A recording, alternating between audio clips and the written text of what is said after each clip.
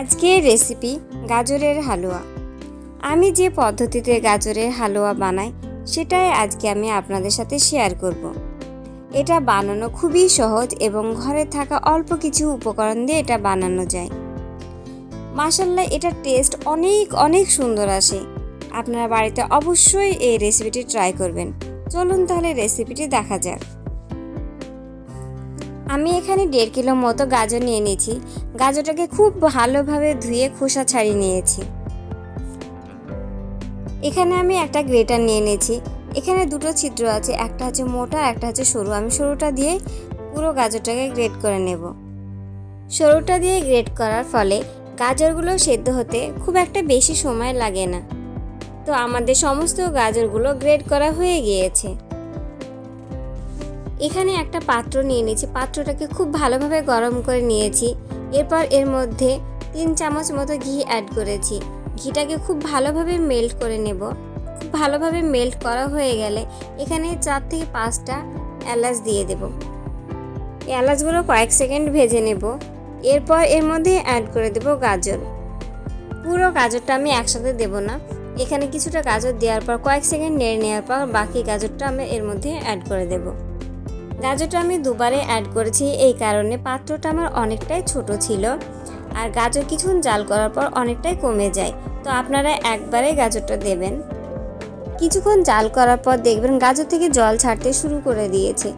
আর ফ্লেমটা অবশ্যই হাই রাখবেন, তাহলে কিন্তু খুব তাড়াতাড়ি জল ছাড়তে শুরু করে দেবে এবং গাজরটা খুব তাড়াতাড়ি হয়ে যাবে। না হলে ওভারকুক হয়ে যাবে, এর টেস্ট কিন্তু খুব ভালো আসবে না আর হতে অনেকক্ষণ সময় লাগবে। অনেকে অনেক রকমভাবে গাজরের হালুয়া বানায়, বাট একবার এইভাবে বানিয়ে দেখুন, এর টেস্ট কিন্তু খুব সুন্দর আসে। অনেকে সেদ্ধ করেন, কিন্তু আমার মনে হয় সেদ্ধ থেকে আপনি এইভাবে একবার করে দেখুন, এর টেস্ট কিন্তু অনেক সুন্দর আসে। দেখুন গাজরটা পুরোপুরি কালার চেঞ্জ হয়ে গেছে এবং অনেকটাই সেদ্ধ হয়ে গিয়েছে।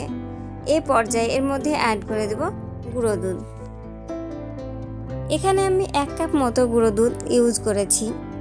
এবার এটাকে খুব ভালোভাবে নেড়ে নেব যতক্ষণ না পর্যন্ত গাজরের সাথে খুব ভালোভাবে মিশে যাচ্ছে। এটা একটু হালকা হালকা দানা দানাই থাকবে, মুখে পড়লে এটা বেশ ভালো লাগে। যখন দুধটা গাজরের সাথে খুব ভালোভাবে মিশে যাবে তখন এর মধ্যে অ্যাড করে দেব চিনি।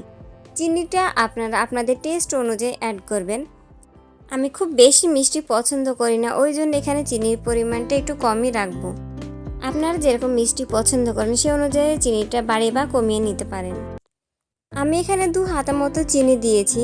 এবার চিনিটাকে খুব ভালোভাবে গাজরের সাথে মিশিয়ে নেব। যতক্ষণ না পর্যন্ত চিনিটা খুব ভালোভাবে মেল্ট হচ্ছে ততক্ষণ পর্যন্ত আমরা জাল করে নেব।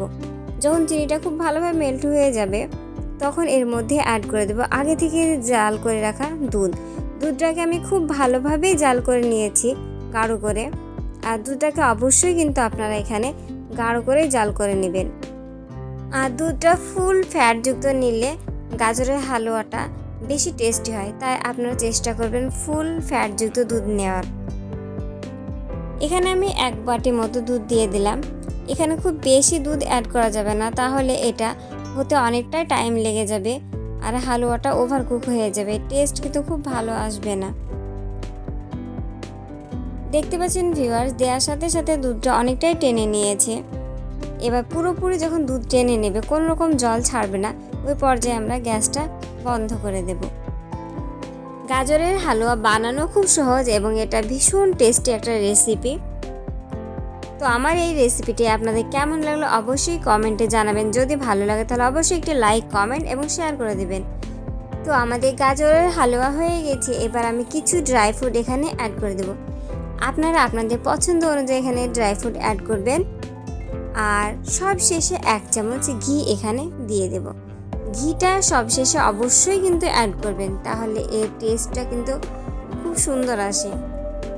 তো আজকে এই পর্যন্ত, সবাই ভালো থাকবেন, সুস্থ থাকবেন, বাই বাই।